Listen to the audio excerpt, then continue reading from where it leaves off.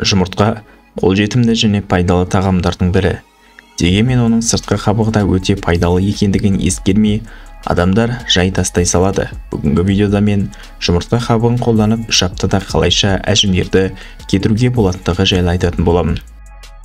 Жұмыртқа қабығының 90% құрамы көмір қышқыл кальцийінен тұрады, ал ол адам терісіне өте сіңімді болып табылады. Сондай-ақ терінің жас көріну қасиетіне тікелей жауапты гиалуронды қышқылда кездеседі. Гиалурон қышқылы адам ағзасында шығарылады.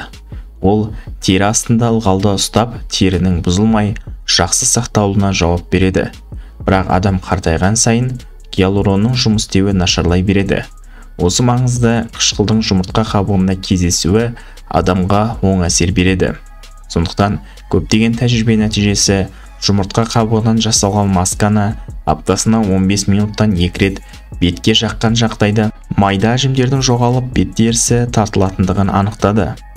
Маска жасау тәсіліне келер болсақ, бірінші жұмыртқаны ашылмас бұрын өте мұқият және тазалап жуып алу керек.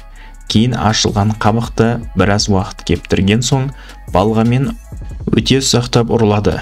Артынша духовкаға 10 минуттай салып алу керек.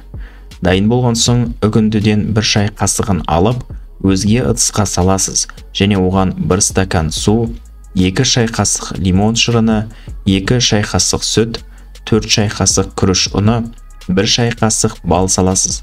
Дайын болған қоспаны жақсылап араластырып, кешіктірмей бетке жағасыз және 15-20 минутқа қалдырасыз. Көздің айналасына жағудан сақтаныңыз. Біткен соң жылы сумен жуып тастайсыз. Алғашқы нәтижесі 3 аптадан соң көріне бастайды. Достар, видео ұнаса каналға тіркеліп мені қолдауларыңызды өтінемін.